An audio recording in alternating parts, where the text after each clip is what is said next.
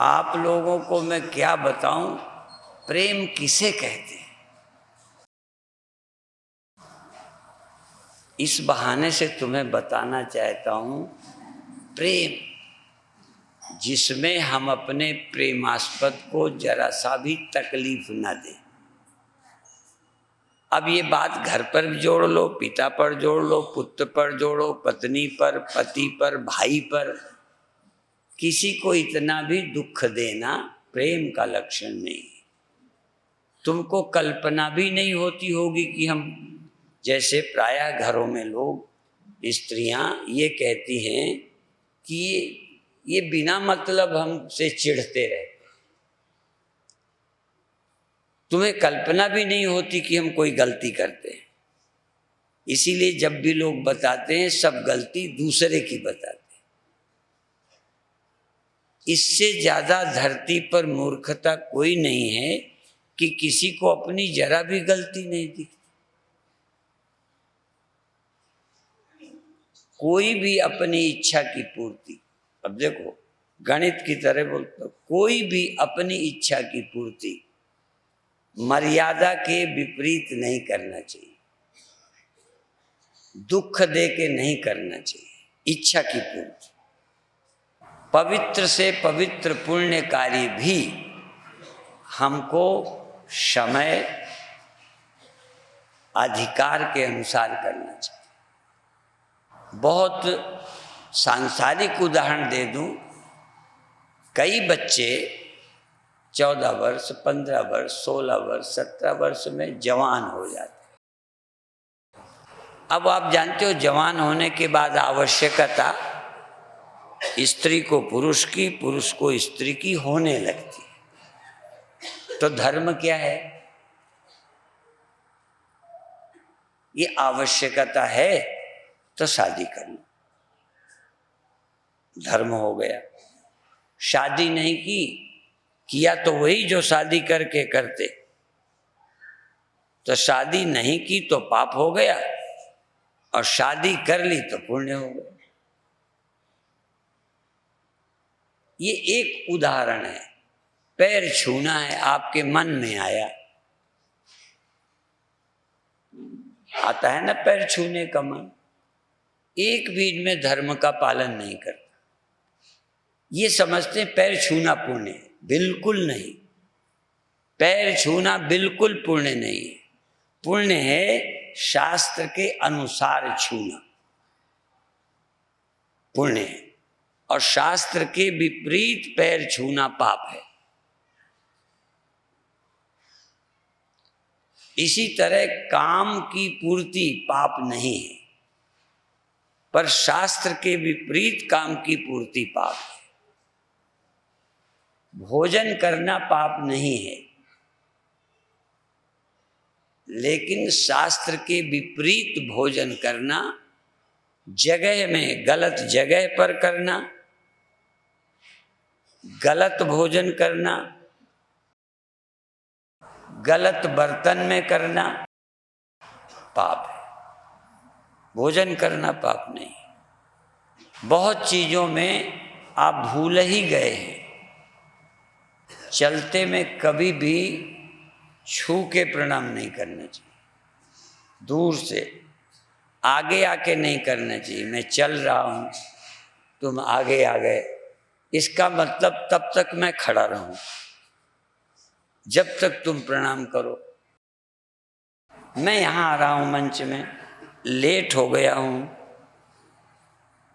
मैं right time पे चला हूं, तुम प्रणाम करोगे आगे आके, मैं या तो बगल से निकलूं तो तब तक दूसरा बगल में खड़ा है, इधर से निकलूं तो वो खड़ा है। आपको शायद ध्यान ही नहीं जाता कि प्रणाम भी अमर्यादित गलत ढंग से तकलीफ देता है। यूं आपको लगेगा प्रणाम ही तो किया है, कोई बुरा तो काम किया नहीं। तो ऐसे ही तो हम कहते हैं, हमने अपने प्राकृतिक काम ही तो किए हैं, कोई प्रकृति के विपरीत तो नहीं किया। हमें शौच लगी तो यही हाल पे कर दें, क्या किया आपने? कोई बुरा काम तो नहीं किया। भाई भगवान ने जगह बनाई है, शौच के रास्ते बनाए हैं, हजम करते हैं, निकालने का नियम प्रकृति का है, इसमें कौन सा पाप है? वही तो काम किया जो प्रकृति करवाती है। पर गलती क्या की है? बोलो।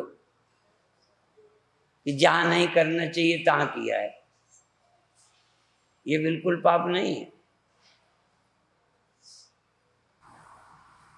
आप स्नान किए नहीं हैं तो आप भगवान के मंदिर में दूर से नमस्कार कर सकते हैं, छू के प्रणाम नहीं करें। आपको प्रणाम करना है दूर से करिए। आप कहोगे हम नहाएंगे भी नहीं, हम तो छू के ही करेंगे। क्यों भाई, ये दादागिरी क्यों? जिस शास्त्र की आज्ञा से, जिस शास्त्र के कहने से उन्हें भगवान माना है ना। यदि कोई ग्रंथ न कहते तो उनको आप भगवान मानते? बोलो। तो जब संत ग्रंथों ने कहा ये भगवान है, उन्होंने कहा इनकी पूजा ऐसी करनी चाहिए, तो वो कहोगे हम मन की करेंगे। तो मन की क्यों करोगे भाई? जिस ग्रंथ ने भगवान बताया, उसने पूजा का नियम भी बताया, उसी तरह करो, नहीं तो मत करो। इसलिए कुछ चीजें आपको ध्यान नहीं आती। प्रणाम है तो बताया कई बार है, आज पूरा बता दूं। आपके गुरु लेटे हों तो छू के प्रणाम नहीं करना चाहिए, दूर से नमस्कार कर लो, सर झुका लो, जमीन पे मत्था टेक लो, छुओ नहीं। बाल बनवाते हो तो छू के प्रणाम नहीं करो, भोजन करते हो तो छू के प्रणाम नहीं करो, ध्यान में, भजन में, जाप में बैठे हो तो छू के प्रणाम नहीं करो। एक आध लोग, पर अब देखो तुम्हारी गलती नहीं है, गलती कई बार अपनी भी होती है, वो भी बता दें। अब मेरा मन प्रणाम का है कि नहीं है तुम कैसे जानोगे? मान लो मैं ऐसे ही बैठा हूँ, खाली भी बैठा हूँ और छूट दे दी है तुमको कि बैठे में कर सकते हो, तो आप प्रणाम करेंगे, मुझे लगेगा क्यों किया। अब ये मेरी गलती है, आपने शास्त्र के अनुसार किया है तो शास्त्र के अनुसार आप गलत नहीं। और गीता का एक श्लोक बता देते हैं, यह शास्त्र विधि मुत्सृज्य वर्तते काम कारता। काम कारता, कामना के अनुसार करने वाला काम कारता। इच्छा है, जो भी इच्छा है उसको पूरी करने लगे, शास्त्र का ख्याल नहीं किया, बस। यह शास्त्र विधि मुत्सृज्य वर्तते काम कारता न स सिद्धिम अवाप्नोति न सुखम न परांगति। एक उदाहरण दे दिया, कोई भी कामना आई और कर डाला, ये है काम कारता। कामना आई, प्रतीक्षा की, समय की प्रतीक्षा की, आज्ञा की। राम धनुष तोड़ने जा रहे हैं, इच्छा हो गई है, सीता को देख चुके हैं, मन विवाह का हो गया है, धनुष रखा है, तोड़ने के लिए हुक्म हो गया है, राजा की ओर से, जनक की ओर से धनुष रखा गया है। पर राम गुरु जी की आज्ञा के बिना नहीं जाते। यदि बहुत बहुत इच्छा हो जाए तो गुरु जी न शायद ध्यान दें, तो आप जाके प्रणाम करके पूछो कि आज्ञा है। हमारे काशिकानंद जी हमसे आज्ञा लेते रहते, गुस्सा आ जाए तो आज्ञा नहीं लेते कि गुस्सा करूं कि नहीं, पर वैसे आज्ञा लेते। दोनों एग्जाम्पल इसलिए एक साथ देता हूं जैसे जाना है, अच्छा मैं अब जाऊँ भोजन कराऊँ। छोटे में हम पेशाब करने जाते थे तो स्कूल में पूछ के जाते थे नहीं? अच्छा बिना पूछे चले जाएं तो? अरे भाई जाना तो है ही ना। जब हम छोटे थे तो स्कूल में अध्यापक से पूछ के जाते थे, पंडित जी पेशाब करावें। तो कभी कभी आज्ञा बुरी भी लगती है। देखो अब पंडित जी को बुरा लगे, कोई बड़े आदमी के साथ बात कर रहे हैं, इतने में पंडित जी पेशाब करावें, पंडित जी पेशाब करावें। तो पंडित जी को गलत लगा तो उन्होंने सोचा ये ठीक नहीं है। उनका देखो, वो चला गया तो सब स्कूल के बच्चों का, देखो जब तुम्हें पेशाब करने जाना हो तो 1 उंगली करना, और जब शौच जाना हो तो 2 करना। अब वो पंडित जी की एक आंख थी, तो जब वो किसी को बच्चे को लगे तो ऐसे करे पंडित जी, तो दूसरे आदमी के सामने वो ध्यान भी न जाता हो तो लोगों को चला जाए कि पंडित जी काने हैं। तब पंडित जी ने स्कीम बदली, ये उंगली वाली स्कीम कैंसिल कर दी। फिर कह दिया कि देखो जब तुम्हें शौच आवे तो ये कह देना, पंडित जी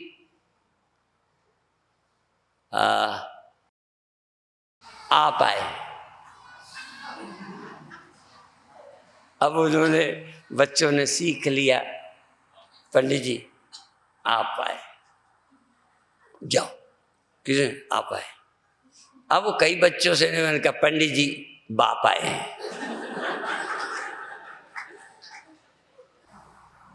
तो कभी कभी स्कीमें बदलनी पड़ती हैं, चूंकि करने के तरीके में गड़बड़ होती है। कभी कभी हमको भी लगता है कि ऐसा सिखाएं, कभी ऐसा सिखाएं, पर शास्त्र ने पहले सब कुछ सोच रखा है। हमने नियम बनाया कि एक बार की पैर नहीं छुआएं, लाभ हमें कुछ है नहीं, परेशानी और रहती है, सोचा पैर नहीं छुआएं। पर कई लोगों को प्रणाम करने से जो सुख मिलता है, जो तृप्ति मिलती है, जैसे हम कहें मंदिरों में पूजा बंद कर दी जाए, कई देशों ने पूजा बंद कर दी, धार्मिक कार्यक्रम बंद, पर वहाँ की जनता अभी भी धार्मिक है।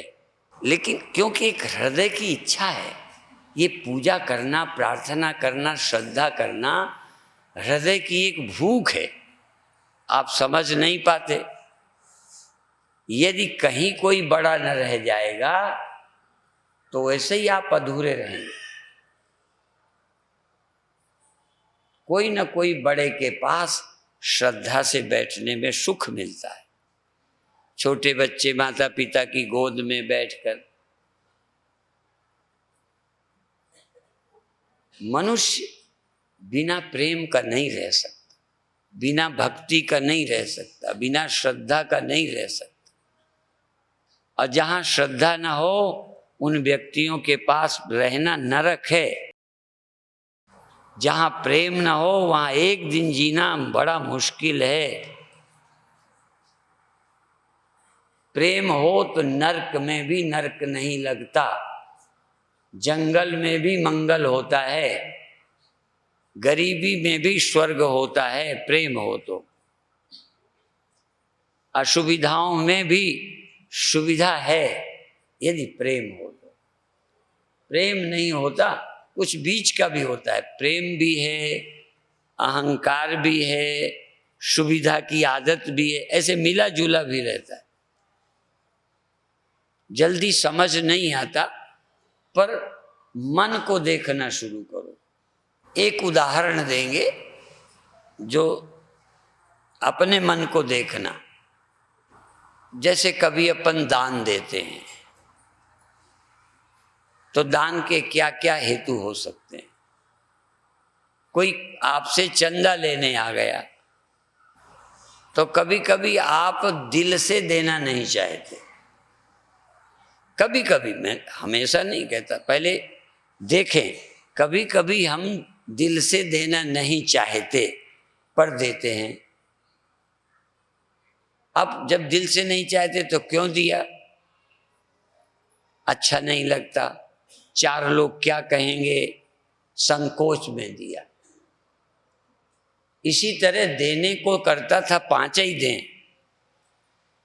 लेकिन हम बहुत बड़े आदमी हैं, यदि 5 देंगे तो लोगों को कैसा लगेगा, शर्म आ रही है, इतने बड़े होकर तो थोड़ा ज्यादा दे।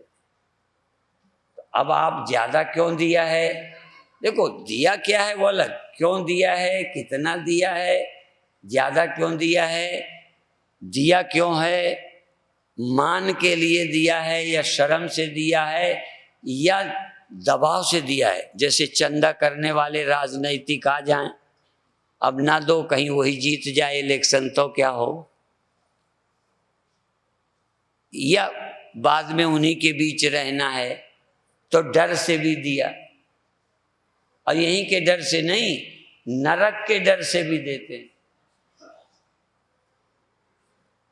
तो डर से देना, शर्म से देना, दबाव में देना, प्रेम से देना और मान के लिए, यश के लिए देना। और बताएं सबसे अच्छा कौन सा है? सबसे अच्छा कुछ चाहिए ही नहीं, फिर भी यह व्यक्ति देने लायक है और हम देने लायक हैं, हम देने के लिए सक्षम हैं और ये व्यक्ति देने लायक है। दुरुपयोग नहीं करेगा इसलिए देने लायक है, या बहुत गरीब है इसलिए भी देने लायक है, तो दया भाव से दे दिया। भगवान ने एक जगह गीता में कहा है, कार्यम कर्म समाचर। कार्यम जो करने लायक है। अभी अभी हम विदेश में थे तो एक दिन हमको कर्म योग के 3रे अध्याय पर कहा बोलना है। मैंने कहा अच्छा भाई बोलेंगे। बंध के तो हम कभी बोलते नहीं हैं, कह दिया 3रे अध्याय के कर्म योग पर बोलो। तो मैंने कहा उतने ही श्लोकों पर तो मैं बोल नहीं सकता, मैं थोड़े श्लोकों पर बोल देता हूं, जरा ध्यान दें। तो श्लोक तो मुझे याद नहीं, मैं सोच के भी आया भी नहीं था, पर बोलते बोलते विषय आ गया। 3रे अध्याय के कुछ श्लोक, तो उसमें एक श्लोक है, आत्मतृप्तस्य मानवा। जो आत्मा में तृप्त है, फिर उस ज्ञानी के लिए अगले श्लोक है, न तस्य कृतेनार्थो ना कृतेने कश्चन। श्लोक नहीं आ रहा इस समय, विषय भी, पर समझाने का मन आ गया तो उठा लिया। न तस्य कृतेनार्थो ना कृतेने कश्चन। उसका कर्म करने से भी कोई प्रयोजन नहीं है और ना करने से भी कोई, न तस्य कृतेन अर्था, करने से कोई प्रयोजन नहीं है, न अकृतेने, और कर्म छोड़ने से भी, ना करने का भी कोई प्रयोजन नहीं है। क्योंकि छोड़े भी क्यों और करे भी क्यों? तो फिर वो क्या करता है? तो वो कार्य करने लायक है, करता है, उसका कोई प्रयोजन नहीं।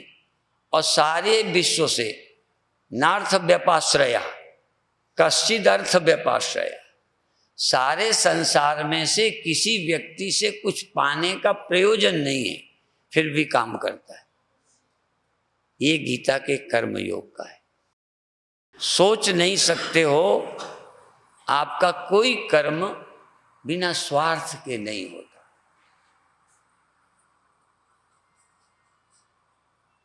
पेड़ का उदाहरण, नदी का उदाहरण, पृथ्वी का, पहाड़ का उदाहरण और संत का उदाहरण देकर रामायण कहती है कि ये परहित कर्म करते हैं, कोई अपने लिए प्रयोजन नहीं। भगवान ने अपना उदाहरण भी दिया कि मुझे तीनों लोकों में, इसी लोक में नहीं, तीनों लोकों में मुझे कुछ भी अप्राप्त नहीं है, फिर भी मैं काम करता हूं। ये कर्म करने का उच्च तरीका, निष्ठा। तो क्यों करें? क्योंकि बिना किए शरीर रह ही नहीं सकता, तो मजबूर होके क्यों करना? सहज करो। रोकने वाले कौन? करने वाले कौन और रोकने वाले भी कौन? तो ज्ञानी का कोई कर्म से प्रयोजन नहीं रहता, पर सहज कर्म करता है, स्वार्थ से नहीं करता। तो मुख्य जो आज बात कही है वो ये कि हम व्यवहार करते समय हम अपनी इच्छा भर न देखें, इच्छा के साथ में हमारी इच्छा की पूर्ति में कोई पाप तो नहीं हो रहा, नियम का उल्लंघन तो नहीं हो रहा। ऐसा एक काम नहीं, केवल प्रणाम नहीं, चूंकि यहां प्रणाम की बात है इसलिए ज्यादा कह रहे हैं। कोई भी काम अपनी इच्छा की पूर्ति में किसी के साथ अन्याय न हो, नियम का उल्लंघन न हो, किसी के साथ पीड़ा न पहुंचाई जाए, अच्छे काम से भी। और एक बात तो बताते बताते मैं बहुत ही हो गया हूँ पुराना, कि खिलाने में भी पुण्य होता है, पर ज्यादा खिलाना पाप होता है।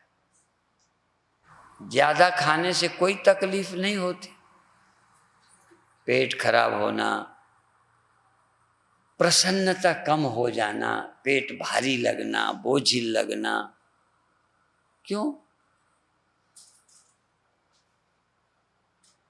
इसे कैसे पुण्य कहा जा सकता है? पर लोगों की एक बात धंसी है कि खिलाना पुण्य होता है। नहीं होता। अनावश्यक खिलाने से पुण्य नहीं होता, आवश्यकता पर खिलाना पुण्य होता है। जिसको आवश्यकता है उसके खिलाने में पुण्य होता है। इसी तरह दूसरी गलती की है हिंदू ने, लड़ना पाप है। नहीं है। यदि लड़ना पाप होता तो कृष्ण लड़ने का आदेश नहीं देते। मूर्खों के पास एक रह गया, ये पुण्य है ये पाप है। नहीं है। वही कर्म किसके द्वारा किया जाए तो पुण्य है, किसके द्वारा किया जाए तो पाप है। उसी की हत्या फांसी का आदेश देकर न्यायाधीश जजमेंट देता है, फांसी काट लो, और फांसी लगाता है दूसरा आदमी। वो निर्णय करता है, वो फांसी लगाता। जिसके साथ अपराध हुआ उसे निर्णय करने का अधिकार नहीं है, जिसने किया है उसे निर्णय का अधिकार, निर्णय कोई और का। और निर्णय वो करता है, फांसी लटकाने दूसरा जाता है, जल्लाद जाता है। यदि पाप है तो जज को पाप नहीं लगेगा। अब जैन यही कहते हैं कि कृष्ण भगवान नरक गए होंगे, वो तो कहते ही नरक पड़े होंगे। कृष्ण भगवान नरक पड़े होंगे क्योंकि लड़ाया है। अब उनका धर्म कहता है कभी नहीं लड़ना चाहिए। इसीलिए धर्म भी एक नहीं है, हम सनातन धर्मी हैं। फिर ध्यान रखो, तुम जैनी नहीं हो। यदि इस तरह सोचोगे तो तुम्हारा कोई धर्म नहीं रहेगा। मुसलमान एक पिता की अलग अलग पत्नियों से हुई बेटी बेटों की शादी करता है, उसे वो पाप नहीं मानता। तो तुम भी ना मानोगे। इसलिए हम मुसलमान नहीं हैं, हम हिंदू हैं। फिर हम जैनों का खंडन नहीं करते, पर हम जैनी नहीं हैं, हम सनातनी हैं। इसलिए हम तो नहीं ये मान सकते कि भगवान कृष्ण नरक में पड़े। उनके धर्म के अनुसार कृष्ण नरक में पड़े हैं। हमारे धर्म के अनुसार भगवान कृष्ण ने आतताइयों के मारने की व्यवस्था की है, कोई गुस्सा में नहीं की। गुस्सा करना पाप है। जज जब निर्णय देता है तो क्रोध में देता है। भगवान कृष्ण की व्यक्तिगत किसी से दुश्मनी नहीं है, फिर भी लड़ना जरूरी दिखता है तो अर्जुन को कहते हैं लड़ो। ये गहराई से देखिए पाप क्या है। आम जनता के लिए एक स्तर तक, चूंकि तुम गलत दलीलें देके झूठ बोलोगे, हत्या करोगे, इसलिए पहले बिल्कुल मना किया जाता है। पर मना करने पर भी जो सर्वोपरि है, गुरु, परमेश्वर, शास्त्र, वो निर्णय दे देगा। जैसे तुमने पढ़ लिया दवा खाते हो ना,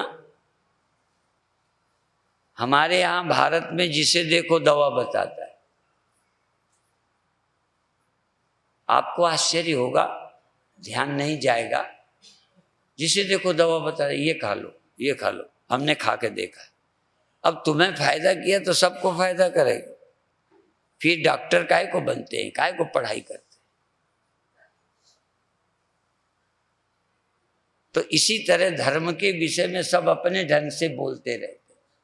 किसी को नहीं लगता कि मैं अधिकारी नहीं हूं धर्म की व्याख्या करने वाला, वो हमारे से आचार्य हैं, वो बताएंगे। तुम दूसरे को बता चलते हो, तुम खुद कंफ्यूज्ड हो, तुम्हें खुद पता नहीं है, फिर भी औरों को गाइड करते रहे। इसलिए गीता तक में भगवान को कहना पड़ा, किम कर्म किम अकर्मेति कबयो पितृ मोहिता। बड़े बड़े विद्वान भी मोहित हैं, क्लियर नहीं हैं कि कह दें कि नहीं ये पाप है, ये पुण्य। दान को पुण्य कहते हैं, ठीक है। अब दान के लिए मैं श्लोक बोलता हूं। यतये कांचनम दत्वा, सन्यासी को स्वर्ण दान देने वाला पुण्य नहीं करता, पाप करता है। यतये कांचनम दत्वा तांबूलम ब्रह्मचारिणे, ब्रह्मचारी को पान खिलाने वाला, चूंकि वो काम बढ़ाता है पान, इसलिए ब्रह्मचारी को पान खिलाने वाला पुण्य नहीं कर रहा, पाप कर रहा है। चौरेपि अभयम दत्वा, चोर को अभय दान, कोई चिंता न कर, मैं जो हूं।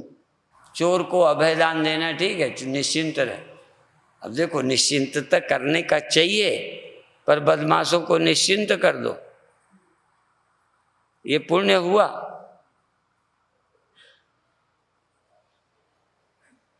इसलिए कोई भी पाप और पुण्य शब्द में नहीं बांधा जा सकता। कभी भी एक बार पूछो तो नहीं कहेगा, वो कहेगा मुझे, वैद्य कहेगा कि दवा, उनका पहले तो आपने वैद्य जी ये बताया था, कहने लगे बताया था, जिसको दवा देनी है उसको लाओ, मैं उसकी नाड़ी देखूंगा। वैद्य नाड़ी देखकर दवा देता है। हम व्यक्ति को देखकर बताएंगे इसे क्या करना चाहिए, क्या नहीं करना चाहिए। तुम एक ही बात लिए बैठे हो, लड़ाई नहीं करनी चाहिए, कोई कहेगा पैसा नहीं लेना चाहिए, कोई कहेगा शादी नहीं करनी चाहिए, कोई कहेगा ब्रह्मचारी रहना चाहिए, कोई कहेगा नहीं रहना चाहिए। किसी किसी को गुरु भी कहेगा तो इस समय ब्रह्मचर्य के चक्कर में ना पड़, तू ब्रह्मचर्य के कारण ही परेशान है। ऐसे लोग हैं जो ब्रह्मचर्य के कारण बीमार हैं, रोते फिर रहे, परिस्थितियां बिल्कुल गड़बड़ हैं। वो तो गुरु कहेगा कि नहीं तू तो शादी कर। सबके लिए एक ही दवा सूट नहीं करती। जब एक डॉक्टर अलग अलग पेशेंट को अलग अलग दवाई देता है, व्यवस्था करता है, तो गुरु कैसे एक ही बात सबको बताएगा। इसलिए जीवन के यात्रा में हर एक को अपनी आवश्यकता को देखते हुए अपने साधनों के अनुसार उसको रास्ते पर चलना चाहिए। किसी की नकल नहीं करना चाहिए। शास्त्र के अनुसार चलते हुए आगे बढ़ना चाहिए। एकदम कोई ब्रह्मचारी नहीं बन सकता है, एकदम कोई सन्यासी नहीं बन सकता है, एकदम कोई मुक्त नहीं हो सकता है। ईमानदारी से चलो तो आप पहुंच जाओ। तो कल के लिए फिर नियम बता दें। भरत ने खड़ाउएं रखकर यदि 14 साल राज्य कर लिया तो तुम एक दिन पूजा नहीं खड़ाऊ में कर सकते।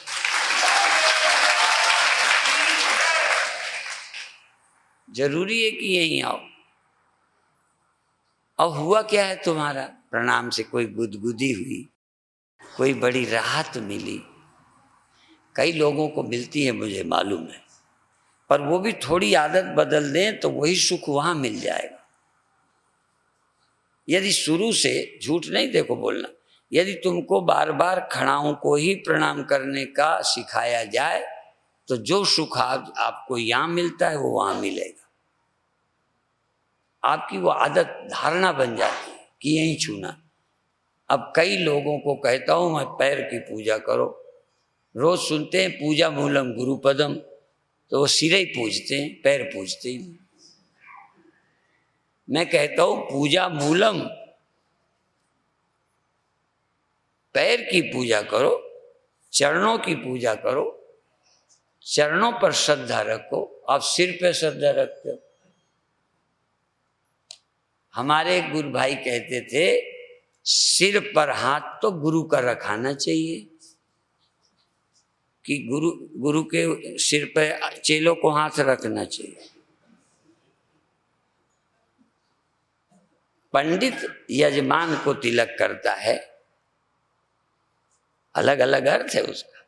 यजमान आशीर्वाद देता है, यजमान को पंडित आशीर्वाद देता है, तो गुरु शिष्य को आशीर्वाद देता है। अच्छा मैं आपको ऐसे करूं तो ठीक है, और आप मेरे को करो समझ। अब मुझे आशीर्वाद आप देने लगो, ठीक है ना? तो देखो फर्क है ना। तो आपको तो चरणों की पूजा करनी चाहिए, पादुका की पूजा। सिर की पूजा क्यों करते? सिर को तो जब हम पूजा करने बैठते हैं अपने आप अपने लगाते हैं, पंडित अपने आप लगाता है। सिर पे दूसरे के लगाने का क्या? पूज्य लगाएगा, तुमको तिलक करता है, राज्य तिलक करता है, हाँ कुछ करता है ऐसे, तो अलग अलग है। तो चरणों की पादुका का पूजन करेंगे। प्रसाद हाथ से लेना है तो, नहीं तो मैं हाथ लगा दूंगा, ये इन पे छोड़ता हूँ, जैसा ये चाहे हाथ लगा के रख दूंगा, चाहो तो मैं हाथ से देता जाऊँ। पर इतने को ऐसे हाथ जोड़ो। अब मैं कई बार क्या बताऊं, मेरा मुंह देखो ना, वीडियो देखना कभी। अब मैं लिए हूँ, एक माता को ऐसे देने को खड़ा हूँ और माता देख ही नहीं रही, माता प्रणाम कर रही है और बड़ी देर तक उठ रही। अब मैं लिए हूँ हाथ में देने को कि जल्दी ले वो, माता बहे यहाँ से। नहीं समझ में आई बात। अब मैं इतनी देर ली हूँ, वो खड़े, मैं एक देने वाला और तुम इतने लेने वाले, मैं खाली बैठा रहता हूँ। इसका मतलब तुम इतने ढीले हो, मैं दे न पाऊं इतनी जल्दी, तुमको लेना चाहिए, मैं देता जाऊं फटाफट लो, ऐसे ऐसे। वो इससे तो जो मजदूर होते हैं ना, नीचे वाला ईंटा फेंकता है ऐसे और ऊपर वाला मजदूर पकड़ लेता है। नहीं समझ में आया? इसका मतलब देखो वो ट्रेंड है, ऐसे फेंकते ईंटे, वो पकड़ता जाता है और तुम हमारा प्रसाद नहीं ले पाते। तो तुम यहाँ आके क्या बने हो? सुस्त, ढीले, गैर जिम्मेदार, परिस्थिति को न समझने वाले। एक ड्राइवर गाड़ी चलाता है, चुस्त होता है। यदि वो एक्सीडेंट करता है, ठीक नहीं चलाता, वो ड्राइवर ठीक नहीं। तो एक मंदिर में आने वाले व्यक्ति को, आश्रम में आने वाले व्यक्ति को कैसा होना चाहिए? ये सब कुछ सीखने जैसी बातें हैं। अब सीखोगे तो सीखो, नहीं सीखो तो नहीं सीखो। ये तो भारत है और एक बार सबको विदेश जाना चाहिए। इसलिए नहीं कि वहां की बुराई ले आओ। स्वामी विवेकानंद ने विदेशों की प्रशंसा की है, हम भी वहां की कई बातों की प्रशंसा करते हैं। और एक तरफ विदेशियों की करता हूं, दूसरी तरफ अपने देश में पिछड़े हुए वनवासियों की करता हूं। मैं वनवासियों के प्रोग्राम में बीते साल गया और इस साल अपनी ओर से भी मैंने रीतम महाराज को कहा कि आप जरूर चलो। उन्होंने भी प्रार्थना की है, मैंने भी कहा। कई लोग आप कहते हो रीतम महाराज को स्वामी जी एक दिन के लिए हमारे यहाँ मैं नहीं कहता हूँ, वहां के लिए कहा है। क्यों कहा है? एक तो उनको लोग बहकाकर धर्मांतरित कर रहे हैं, इसलिए उन पर काम करना चाहिए। दूसरा, मैंने इसलिए वहां जाने को कहा कि उनका अनुशासन अभी तक जितना अच्छा मैंने वहां देखा, अपने किसी कार्यक्रम में नहीं देखा। वो पिछड़े लोग हैं, उनको एक बार बता दे कि वहां से ऐसे लाइन बना के यहाँ से प्रसाद लेके ऐसे निकल जाना है। प्रवचन चल रहा है, जरा भी कोई प्रवचन में विघ्न नहीं पड़ता और वो जाते जाते हैं, आवाज नहीं करते, प्रसाद लेते जाते हैं, जाते जाते हैं। 50,000 लोग, आवाज नहीं होती। और तुमको जब कल आएंगे ना तो पता नहीं लगेगा कहाँ के लोग इकट्ठे हो गए। व्यर्थ बोलोगे, भड़बड़ मचाओगे, आराम से लोगे नहीं, आराम से निकलोगे नहीं। यदि तुमको कह दिया जाए कि पूरे सुबह आरती के अलावा मौन ही प्रसाद लेना है, मौन ही पूजा करना है, मौन ही जाना है, क्या आप 2 घंटे मौन नहीं रह सकते? कभी कभी तो प्रबंधक आफत मचाए रहते हैं, उनसे ज्यादा प्रबंधक बोलते हैं। तो ये कब सीखोगे? सीखना चाहिए। इसी तरह तुम्हारे घरों की जब समस्याएं देखते हैं तो लगता है क्या है देश, क्या है हमारे बच्चे, मनमानी करना। तो इसलिए भगवान कृष्ण का ये वचन, मनमानी करना छोड़कर, आवश्यकता है, मन है तो 2 मिनट लेट कर लेंगे, यहाँ के बजाय वहाँ कर लेंगे। बोलने का है धीरे बोलेंगे, बाहर जाके बात करेंगे, क्यों यही करो? यहाँ बैठे हो बस बैठे रहो, जरूरत भी है तो उठ के चले जाओ।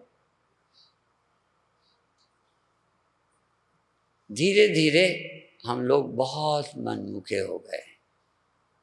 विदेशों में हजारों कमियां हैं, लेकिन विदेशों की बहुत कुछ अच्छाइयां हैं।